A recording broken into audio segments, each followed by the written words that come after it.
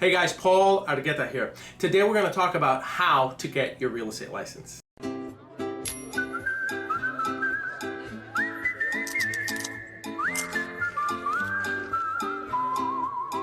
Let's do a little bit of housekeeping.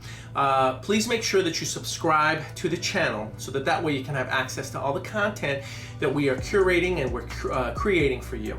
If you think that other people can benefit from our channel, please make sure that you share it as well.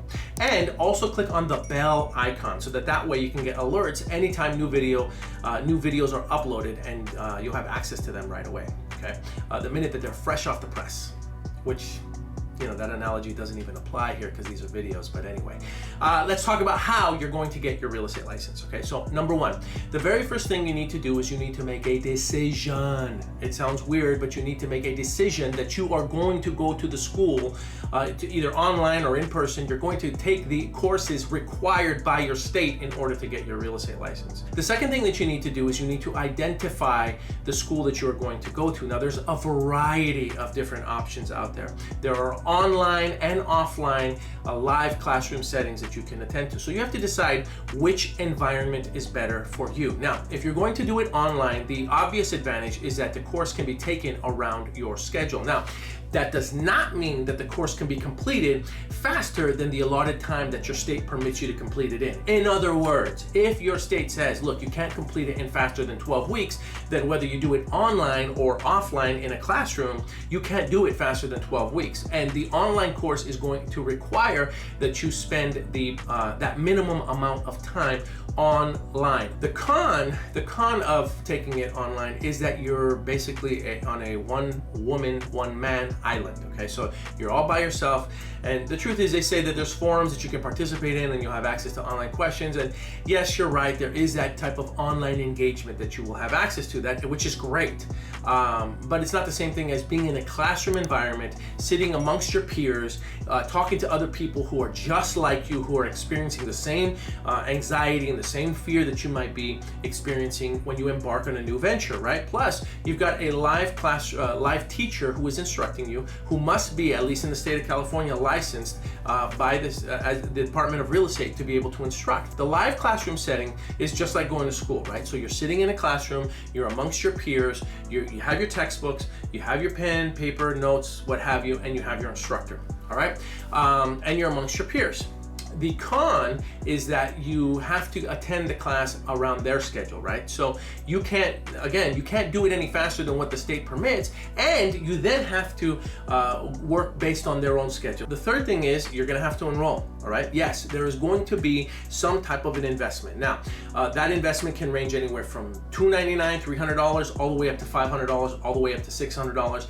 Then you have to ask yourself, does this course include a crash course with it, right? And most of the time, I'm going to recommend that you include the crash course with it, so that way you have one more opportunity. Most crash courses are about a day or 2 days, usually no more than that, 8 hours per day, and then you're cramming right before you take the state exam. Now, so once you enroll in the course, you have to attend and you have to participate and you have to complete it. Okay? The biggest challenge that I see people having is actually completing the course. There are many people that have every intention of improving themselves. They have goals, they have dreams, they have aspirations, they have things that they want to do, and so they enroll in the course and then they don't go. I mean, so check into the school that you're thinking about enrolling in. Make sure that they have some type of an accountability program to help you, because you're going to need some type of accountability to make sure that you stay in line and that you do finish this course out. Then you get your certificates. So you complete the course.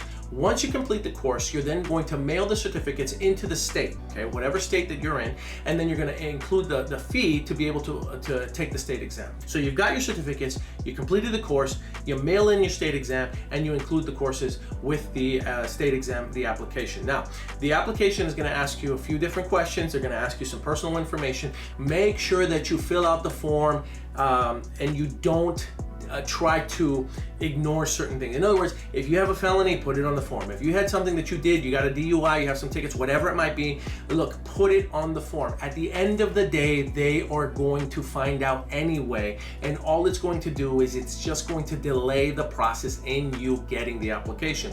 And lastly, once you do that, you are then assigned a exam date. Okay, once you get the exam date, you need to start making sure that you are prepared for the state exam. This video is not going, I'm not going to go into how to study for the state exam. In fact, there's another video. I will share that link to that video in the comments, so that way you can just watch that other video where I give you tips on how to study so that you can get prepared. But you need to study, and you need to take the state exam, okay? Once you pass the state exam, most states will issue you, as long as there's no problems with your application, a license number right then on the spot. If the graduate or the school that you attended has a sister real estate company, then chances are you would have already filled out the actual application, assigning your who your employing broker is going to be. And so when you walk out of the exam date, having passed, you will walk out with the license number and an employing broker, and guess what? You can get to business right away. What I see happens is that people get their certificates, and once they pass the exam, then they don't take the next step, and they don't turn in their application with the state to take the state exam. Why? Because number one, a lot of times it's money, right? They'll say, I don't have the money to pay for the state exam. I just paid for the school, and then now I got to pay for the state exam. The time from when you pass the course to the time that you take the state exam, the longer that you let that period lapse, the less likely you are to pass, and more importantly, the less likely you are to even take the state exam. So my recommendation is mentally prepare yourself. The minute you get your certificates, you're turning in your state exam application, you're including those certificates, you're including the live scan, and you're ready. Okay, and you're committing to a date. I look forward to hearing about your success. I look forward to you passing that state exam. Make sure that you click on the link below so that way you have access to the other video, the other video that I did on how to study for the state exam. If you have any questions or comments, make sure to comment below. Feel free to reach out to me. I love the dialogue. Make sure that you subscribe so that you can have access to videos just like this one and additional videos that we're going to be putting out. And also make sure that you click on that bell icon so that way you can get the alerts. Don't be afraid to share this information with other people if you see value in it. I look forward to hearing about your success. I'll talk to you soon. My name is Paul Argueta.